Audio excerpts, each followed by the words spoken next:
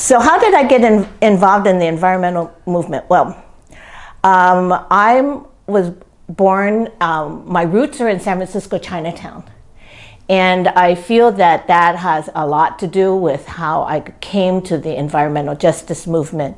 I spent a lot of time there with my grandmother, and the space for me has very strong memories. We lived in a single room occupancy with her, and of course in that kind of situation there's just all kinds of things, but when you're a kid you don't really understand it that well. You know, it's just the way you live with grandma and mom and dad coming to pick you up on the weekends. But that space for me was I remember the different places, and one that I vividly remember is on Washington Street. It's a small little room, and my uncle had built a double bed, one of those split level beds, and we were close, right across from the bathroom, and it smelled all the time. And so grandma really didn't really have us use the bathroom, because it was not sanitary, and when we did, we had just all of these paper things, and we never used a shower. I have downstairs the little tub, the enamel tub that we used to wash in, my feet, my butt first, and then my feet next, and then so these kinds of experience that I remember, we didn't have a refrigerator, so how we used to have our food was at the window, and my uncle built like a little screen there so that the rats couldn't eat the food. So there was those different kinds of experiences that I remember. The situation for us is my father had tuberculosis, and I had a shadow of tuberculosis myself.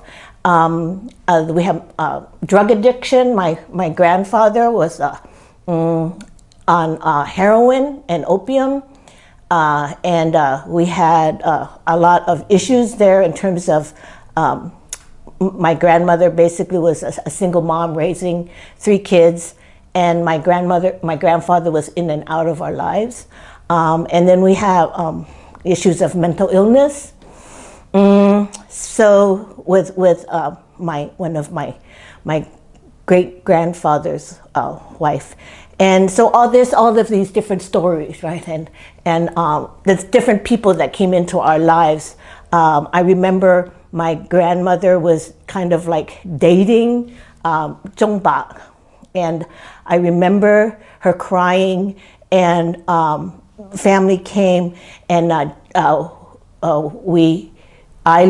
came to understand that Zhongbak had immigration problems and was in jail. Mm-hmm.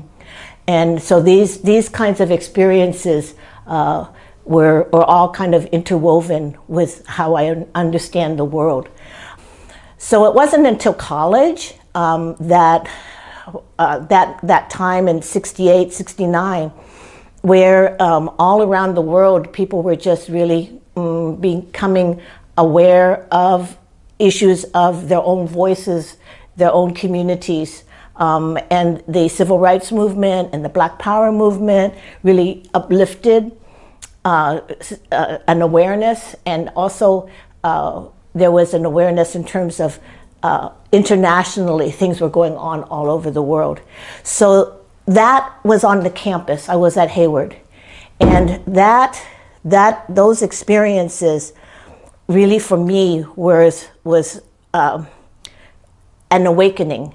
So the next week I went and I started also volunteering, mainly at the place called the International Hotel, where mainly Filipino tenants lived. They were called manongs, and they were farm workers, and they worked on the ships, and we were there to basically rehabilitate the 3rd floor, because this was a space in which the International Hotel is right next door to basically what we called at that time the Wall Street of the West. And that was very prime land.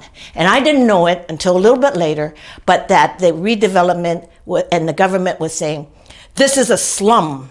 San Francisco should not have places like this. We don't need slums in San Francisco. And so the International Hotel space was to be redeveloped, for us as a space that is worthy of San Francisco.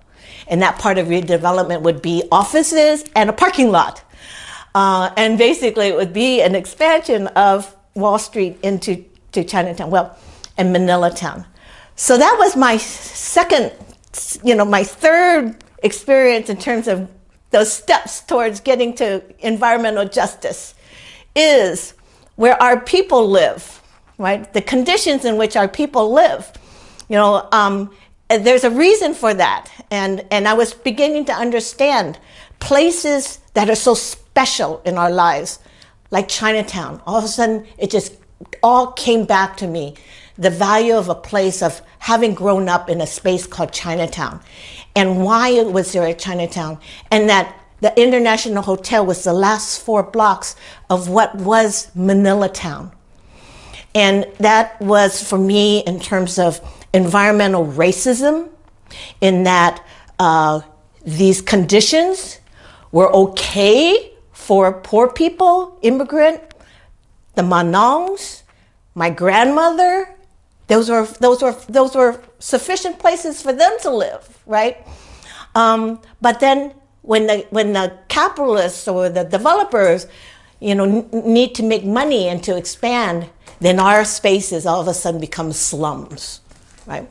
And so that was, for me, every week going there onto the 3rd floor, helping rehabilitate and paint the rooms. And why were we painting the rooms?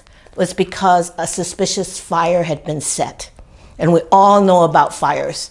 Fires set in the Mission District, fires set in Oakland, right? Fires set deliberately to basically move people out. And this was a fire that was set at the International Hotel on the 3rd floor, where I think 3 tenants died. And what was the voice of the youth?